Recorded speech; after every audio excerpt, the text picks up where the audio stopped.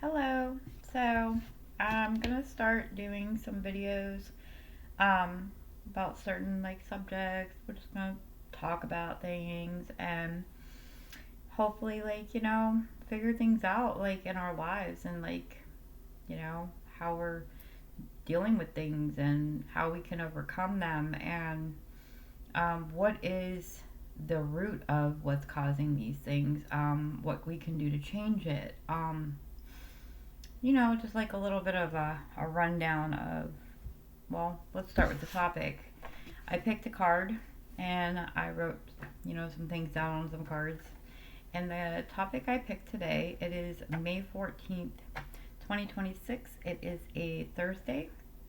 It's evening time. It's about 7:52 at night. Um, I work in the morning, but let's just see what we got here. So the card I picked today is pain. Sorry, I don't know if you could see that. Okay, pain. That's the topic. Pain. I'm sure a lot of people know what pain is. There's physical pain. There's emotional pain. There's mental pain. Let's talk about physical pain first. Um, well, okay, so physical pain can change someone's mood, like how they feel and how they act. Um, Motivation, whether they want to do things or not, or whether they can do things or not. It could make people so moody, grumpy, crybaby-ish, I guess you would want to say, because it does hurt, you know, and you feel it in your body, and the only way to express it is through your words and your actions, because there's nothing else you can do except for try to soothe your pain. Um, you basically, like, sometimes if you're like close to somebody and you're not feeling good and that person's there, they don't even have to be doing anything, and you might just take it out on them, not even meaning to do it intentionally, but like it just happens. I was there at one point, when I was around the closest people to me. I had a head and neck surgery done in 2013, and let me just tell you, the recoup from that kind of surgery is no joke. Okay, it's a lot of physical therapy, a lot of repetitive, like trying to get your movement back. So the reason why they did the surgery is because I had a congenital anomaly in my left occipital condyle, which is up here. This is the left side.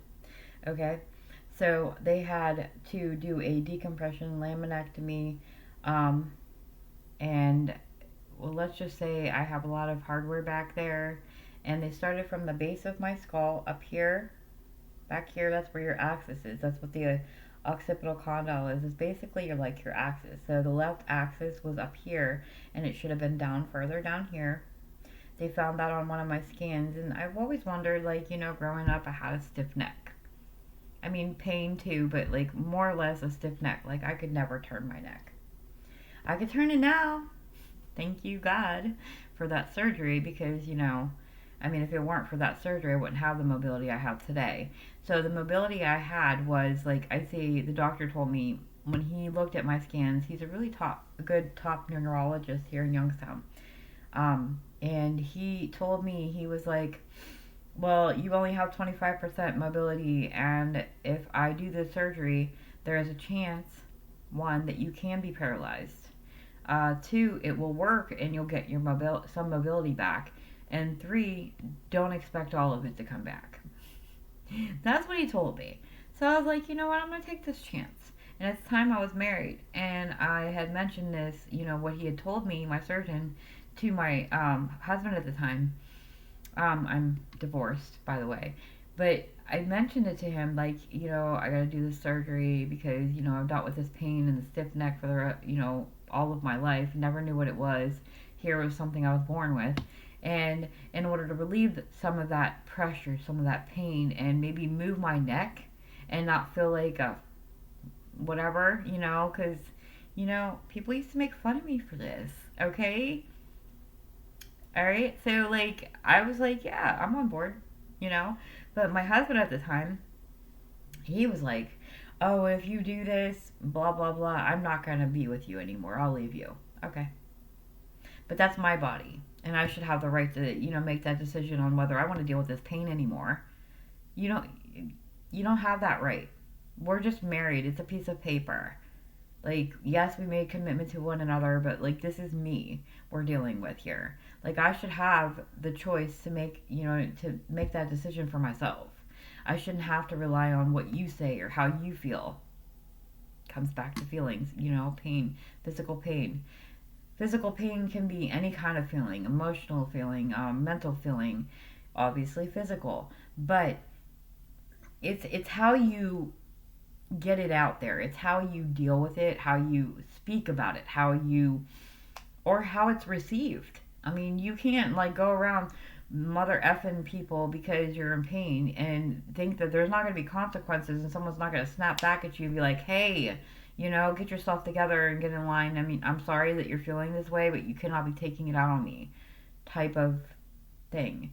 So, getting back to it, like, I made the decision. I'm going through with the surgery. He never left me. I mean, it was just some kind of like, threat to make me not, do it. And, well, honestly, which is stupid and selfish of him because it's not his body. It wasn't his body in the first place. And he didn't have that right to make that decision for me. And I suffered my entire life with this, condition with my neck.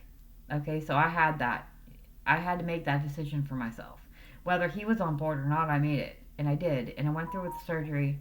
He did, he did the surgery. It was 9 months, grueling physical therapy. Had to sleep upright in a chair for like, I don't even remember how many months, but with a big neck brace on. At first, it was the hard one, and then I went to the soft one.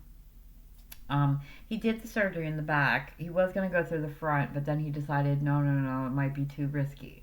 So he went in the back, and he did from the base of my skull up here all the way down to C, I think it's 2. I don't remember, but I got this gnarly scar. Cool. But let me just tell you, I started out with 25% mobility before he even did the surgery. After physical therapy, 9 months of physical therapy, okay, and all the pain I dealt with from the surgery, okay, my scar healing. Let me just tell you, by the end of all that, not even a year later, I come back doing another assessment, like, getting my mobility and all that, checked by him. And you know what he told me? He's like, Randy, you have 75% mobility. I was at 25. So yes, I will take that. I'm so happy about that. Like, come on, 50%? Are you crazy? That's awesome. Like, and he wanted me not to do the surgery. Whatever. I did it anyway. And I'm so happy that I did. So, pain. Okay. So that's the physical pain that I've dealt with in my life. I don't know how you guys deal with your physical pain, what your limitations are. I don't have the limitations that I used to anymore. Um, I couldn't work, obviously, because of the surgery or because of my neck problems in general. But I went back to work, let's say 2021. Okay. I went to work after 17 years of not working. And let me tell you, if I don't work and I don't move around and I'm not like active, yeah, of course my neck's going to stiff up again and it's going to hurt. I've been actively working for the last 6.5 years and it has done wonders for my mobility. It has made it so much better for me. And when I go to cross the street, because I don't drive, but when I go to cross the street, I can go like this and this and this, and it don't fucking hurt. Excuse my language, but it don't hurt. That's pain. That was pain that I was always dealing with. I had to take ibuprofen. I don't even want to get started on what I got addicted to because when I did get the surgery, I got addicted to pain pills real bad. That was my that was it. Once I started taking them like that, I was hooked and I was abusing them. And that kind of pain, I wasn't, in physical pain at the time, like when I would take too many of them. I took them to get high. I like the feeling of being high.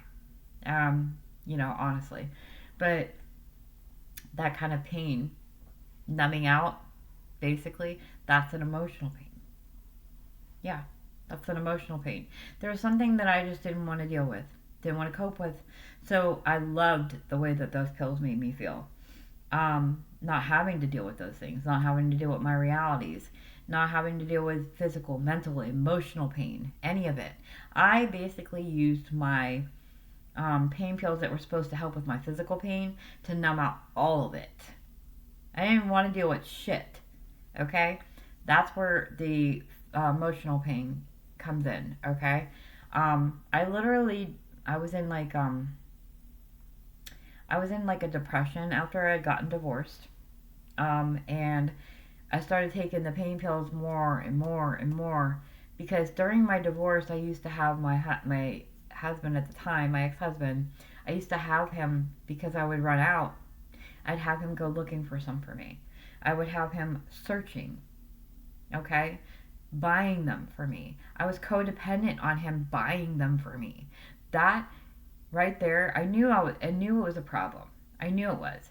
But then when he would put it in my face like, hey, like you have a fucking problem, I was in denial. I didn't want to deal with it. Okay? And that was the whole reason that I was coping, that I was using those to cope anyway. It wasn't even about the physical pain anymore. I was literally relying on them to live, to get by, to not have to deal with my shit. Um, so going forward, when I did get divorced, I went to go live with my dad. I was depressed. That's where the emotional part comes in. I was so depressed.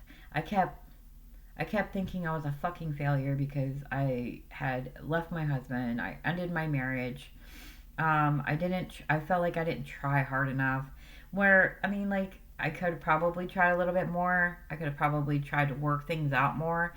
But like the way that I had one treated him, okay, I wasn't the person that I was when we first got together. Okay, I ended up being a very big bitter bitch. Okay, I was someone you probably didn't even want to be around. And I noticed that. And I noticed that not only was I miserable, but I was making him miserable as well. And yeah, he had his faults. And he was doing things that, I don't want to even speak of because I'm not going to put him down. I'm not going to, throw his name out in there in the mud. And I'm not going to, for those who do know me, y'all know the story, okay? But let me just tell you this. I had my part in it. My part was I could have fucking, stopped taking the pills, abusing the pills. I could have, worked harder on how I spoke to him or how I treated him. Dude, the last fucking year of my marriage, I slept in a different room. Okay?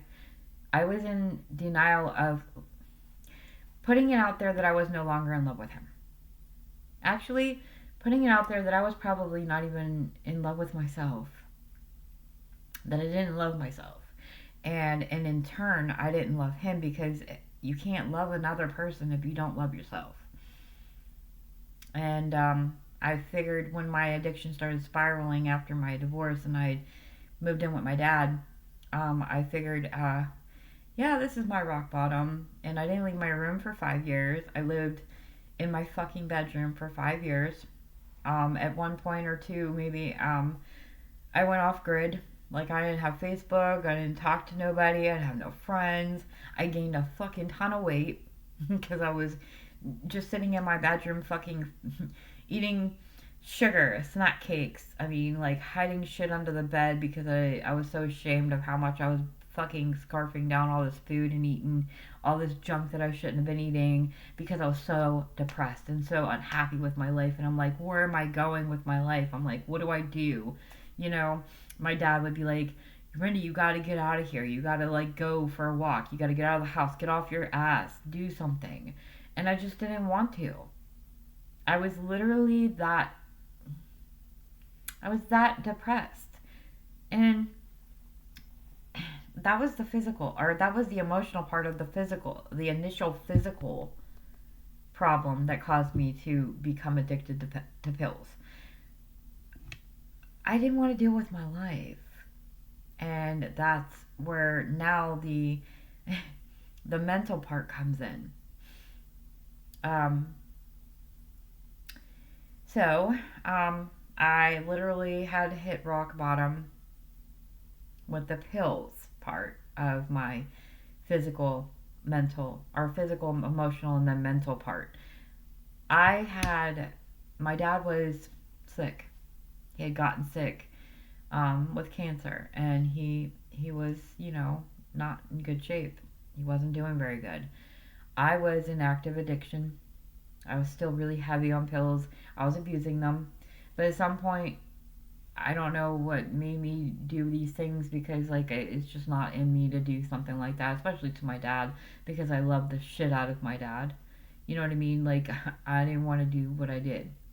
But sometimes, addiction will do that to you. It'll make you act out of character and not be yourself and do some really horrible fucking shit. Well, I used to steal his pills, his pain pills, while he's dying of cancer. I used to steal his fucking pain pills and I would replace them with vitamins. And at one time, I did replace them with I think it was no, it was a cholesterol medication. Only one time. But that was bad enough. I should have never fucking did that. But that's what active addiction does to you. So that's why I'm saying mental pain. Like, I don't know, like, well, anyway, um, somebody had brought to my attention that they knew about what I was doing, and I literally, like, my whole my whole life was turned upside down because of all the shame and all the guilt and what I've done. I I couldn't face it, and then I also didn't want to face it. I was in denial, but I was also so shameful for what I've done to my dad that I stopped. I took a long, hard look at my life, and I'm like, what am I doing? Who have I become because of this pain? It started off as physical, ended up being fucking emotional, not wanting to fucking face my life, my feelings, nothing. I was a numb shell of myself, of what I once was. I used to be so vibrant and happy go lucky. That surgery did have a lot to do with me changing. It did. But you know what? I don't regret it. But what I do regret is what I've done thus far from that surgery. Like becoming addicted to pain pills, it affecting not only my life but more so like projecting out to other people's lives, especially my father. I mean, like that was it. That was what made me wake the fuck up and say, "Wow, what am I doing?" So sadly, my dad did die in 2019. That that was really hard on me. So here comes the other part of the mental pain, grief. Grief does some really fucked up shit to you. Now I know all about grief because I lost my mom when I was 16, and well, I don't think I properly grieved her. I don't think I probably ever like literally looked at myself and said, okay, so here's where it all started. This is what happened in the middle of everything, and then this is why you are where you're at. I never wanted to deal with death because of my mom dying so young. She was 44. I was 16.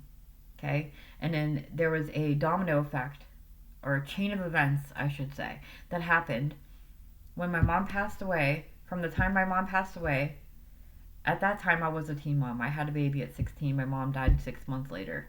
Okay? That's big changes right there. Okay? I had a baby at 16. My mom died 6 months later. And then my dad, he couldn't take care of me, my sister, and my son. And so we all went into foster care. At first, it was all the same family. Me, my sister, and my son. And my sister, she just couldn't, stay where I was staying because she couldn't get along with the person that was my essential foster mother or whatever. So she went to go live with a different family. So we were separated at that time. We never really got along anyway. We're 3 years apart, but we were separated once again. But not only like we were separated like as siblings anyway. Like we were like different, night and day, oil and water. We didn't never agree on anything. I don't know. I mean, it's just something like that, I guess.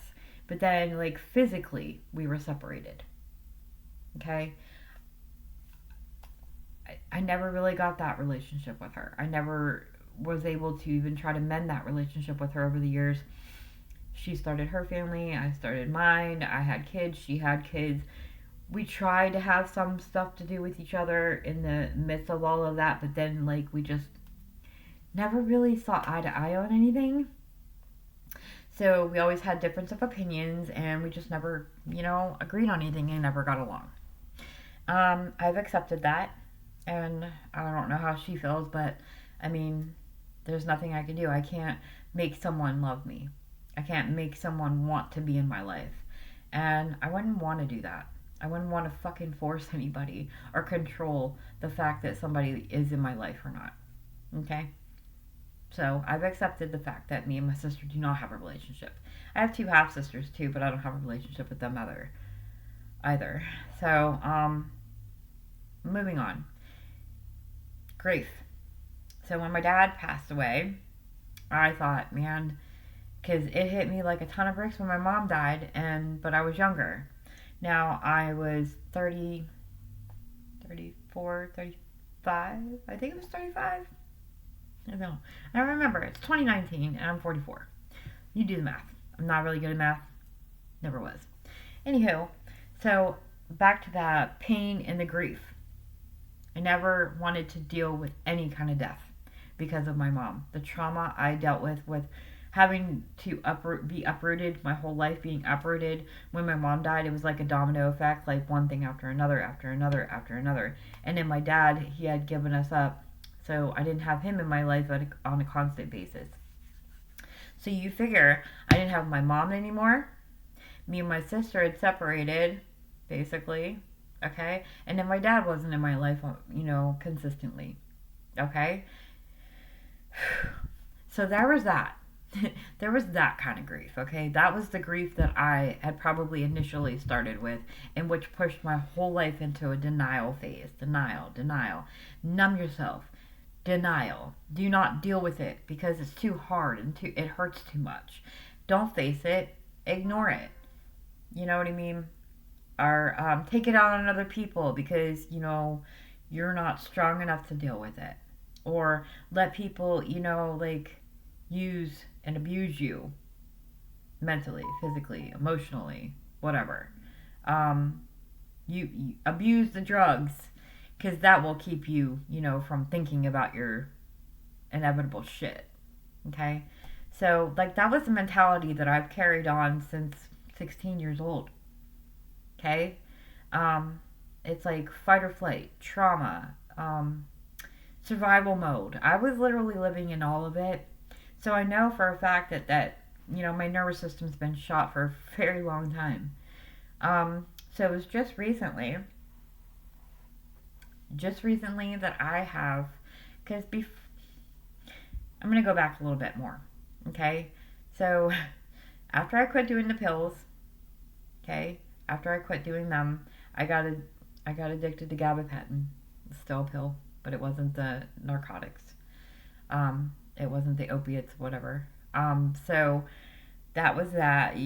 That was a phase I was going through, and then I stopped doing those for a while. Started drinking. Didn't really care for drinking. Never really did, but I mean, it was easy to, obtain to numb myself when I didn't want to deal with my issues, my feelings. And then it went to weed. Never really thought I was going to get addicted to weed. And when I say addicted, I mean addicted. Like, I have an addictive personality and addictive behaviors. It's a habit, okay? I get addicted to a lot of things, like food, At the time, I really didn't care for drinking alcohol, but I did it anyway. I abused the shit out of that. So, from the gabapentin, went to alcohol, then weed, and then it was weed and alcohol, and then it was just weed because I had to quit drinking alcohol. I had me a little bit of a spill. I fell off a bicycle walking home. Well, I walked home drunk off Wild Turkey. Tried to ride a bicycle, black as night outside. Misstepped, fell onto the concrete face, well, nose first. I think I've told this story before on one of my videos. Kind of embarrassing. I didn't break my nose, but it was a very big scrape. Like it looked like someone took. Like, it would look like really bad rug burn, or should I say cement burn? But anyway, I digress. So that was that, because I had to go to work looking like that. I even tried putting makeup on it, and it made me look like a dang brown noser. I'm just saying, it didn't work for me. Thank God, the scab started falling off like, quick. I'm like, thank you. I never drank alcohol after that. It's been 2 years now, a little over 2 years. I'm very proud of myself for that one because that was quite a time for me. So trauma. Trauma is also part of pain. It's like a trigger. Okay. So, I mean, there's a lot of things that can express pain. There is, physical, there's emotional, there's mental, but there's also the grief part. The grief. You can grieve losing something or someone. You can grieve anything, or even your old self. You can grieve that. If you try to change, which I have, I've done a lot. I don't smoke weed anymore. I don't even smoke cigarettes anymore. I integrated the healing process, I'd say I started about a year, 2 years ago when I stopped drinking. I started realizing, like, if it was easy for me before I stopped drinking the first time to stop smoking weed, I stopped smoking cigarettes for 7 months before an explosion where I, lived before happened next door. And it just threw me back into, like, tailspin of trauma, trauma, trauma. I need something to help me with that. I was having nightmares, flashbacks, but I started smoking again, and it was harder to quit the second time because, like, even the first time I was very surprised in myself because, like, I've never quit that long before. It was 7 months, and I'm like, yes. And then I walk into a Dollar General one day after this explosion happened, and I'm like it was second nature to me. I haven't smoked in 7 months, but I go in there, I buy my stuff, I walk out, put my shopping cart with all my stuff out there, and then I was like, I forgot something. And then I walked back in there like it was nothing. Went straight to the counter, asked the lady for a pack of cigarettes and then a lighter. Went outside, opened that pack of cigarettes, not even thinking. I didn't think I even had time to think about it. I just did this, okay? Like, I opened the pack of cigarettes, I took a fucking hit after I lit it, and I'm like, ew. And then I'm like, oh shit, there's no going back now. Now I have to start this all over again. I have to do this healing, this. It was a very long process for me, but I'd say about a year and a half later, I decided, let's try this again because I moved out of that location that caused all that trauma from before. Okay? Let me tell you, I quit smoking weed first. I'm so proud of myself because, I never quit both of them at the same time. So it goes, I quit smoking weed. It was December. Yeah, November. It was December or November, I can't remember, of last year. And then it was January 5th. Yeah, it was December of last year that I quit smoking weed. Then it was January 5th of this year, presently. It was supposed to be the 1st, but I waited a couple more days to quit smoking cigarettes. Yep. So one day I just quit smoking weed, never picked it up again. And then I was like, well, if I can do this, I can do the other. I mean, I thought the weed was going to be the hardest. That's why I tried it the first. That's why I tried it first, because it was the one that helped with this, the mental. I'm so clear minded. I'm not in a fog anymore. I can I can actually like say that I feel healthier. I don't cough anymore really. Um I used to not be able to like go 5 seconds without coughing. Um I would smoke all day long. I'm talking about the weed. I would smoke all day long. I was a functioning stoner. Some people didn't even know I was high. That's how good it was. How good I was at masking it. Because that was the only thing that I felt would help me. Because I used to, I mean, I still kind of do, but not really as much, but dealt with anxiety real bad and the pain from my surgery. I used to say that the weed is the only thing that helped with my pain. Let me tell you something. I quit smoking the weed. All I take is an ibuprofen or a Tylenol here and there, and I'm great. I'm fine.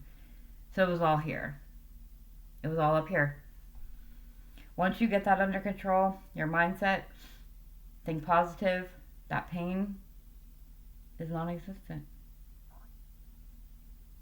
If you think it's not there, it won't be there anymore. You have to think positive, and I've learned that over time. And you can't dwell on things because then it'll just, it's like a boomerang effect. If you keep on saying, I'm never going to quit smoking, then you're in fact not going to quit smoking. You have to be fucking positive. You have to think, hey, I'm going to do this. And have the willpower and the determination and the motivation and resilience to fucking follow through with it. Because it is hard. So, in fact, when I quit smoking cigarettes, the only thing that I did, and I did that cold turkey, just didn't pick up again. One day I said no more cigarettes. The night before, never bought another pack. I've been tempted, because that was my vice. That was my go-to for stress. But you know how I did it? I prepared myself. I had to. You have to be ready. You have to want it. You have to literally say to yourself, like, it's going to happen, and I can do this, and I will do this, because there's no other fucking way to deal with it. There's no other way. You are in control. You're always in fucking control. You just, like, sometimes when you self-doubt yourself, you don't realize it. You're steering that ship. You're the captain. You say what happens to you. You and God. Okay? Remember that. You and God have control over your body, your mind, and your spirit. How you act or react to things, that sets a tone for your life. If you feel like you can't do something, and in fact you will not be able to do it, because you're putting it out there into the universe saying, hey, I'm not capable. So the universe is not going to grant you that kind of blessing until you are fucking ready for it. Okay? Because I was drowning in bad habits. I was drowning in masking and numbing my fucking self to deal with those bad habits. And I'm not just talking about physical bad habits. I'm talking about mental. I'm talking about no self-love, no self-worth, none of it. I had to earn that shit back. I had to find myself again, rediscover who I am without using anything, substances, excuses. I had to go really, really deep, dig deep, deep, deep, deep, deep down inside myself. And it's not easy. And I had to ask myself, what do I want out of life? Do I want to keep doing the same old shit? Do I want to keep feeling the same old way? Hell fucking no, I don't. And I did something about it. Now, like I said, there's so many aspects of pain. It is how you manage it, how you react to it, Now, I understand that there's people out there that have debilitating disabilities or pain and trauma and all that, and they have to take medication. I ask you out there, the people who have to do that, please don't abuse it. Please take it as prescribed, because you can end up like I did, being careless, being reckless, and numbing yourself, all just so you don't have to feel anything. Depression does that to you. And so does physical pain. The physical pain is also, though, up here. You have to think about it that way. You can't let it run your life. You can't let it rule your life. So the people that do have all those debilitating, illnesses and diseases and physical, limitations, you are somebody. You are not capable of doing anything. You're in control. Don't let anybody tell you otherwise. And keep positive. Because even though you're feeling really bad physically, it also affects your fucking mind. Because usually it all starts with that. It's just a neurotransmitter, your brain. It transmits how you're feeling from here all the way through your fucking body. So if it's not right up here, your body's not going to react very well to it. It's called your nervous system. You have to treat your nervous system like, that saying, your body is a temple? It's your house. You don't want your house to be broken. You don't want to abuse your house. You don't want to not take care of your house. Self-care is very important. Mentally, physically, emotionally. Very, very important. Because otherwise you could lose yourself. I did. But I found myself not in pain anymore. I found myself actually feeling joy. I mean, yeah, I have everyday aches and pains. I mean, who doesn't at 44 years old? But you want to know something? It gives me more motivation to try to spread the word like, hey, don't let it defeat you. Please don't. Because I know how it feels. And I wouldn't want anybody to feel the way I felt for all them years. Ever. Pain is debilitating. And like I said, it doesn't just affect you physically. There's so many freaking aspects of pain. But if you ever need someone to talk to, don't be afraid to reach out to someone you feel you can trust. Talk about things. Don't keep them inside. If you have to find a counselor or a therapist, it does not make you weak. It also doesn't make you weak to cry. Crying is a form of purging. When you purge all that stuff out, don't sit there and cry for like hours and hours and hours. Okay, don't get me wrong. It's not healthy to do it that way. But crying it out, man or woman, crying it out does not make you weak. It makes you human, and it makes it easier for you to deal with those human emotions, physically, mentally, and emotionally. Like I said, you're strong because you think strong up here. So, strength has a lot to do with physicality too. If you're in physical pain, look at what's causing, look into it, Google it. What's causing say for instance your nerve pain. Okay? Say you have nerve pain in your arms. Mine is in my feet. My feet go numb quite often actually. And then I get really bad shooting pain in my feet. Okay?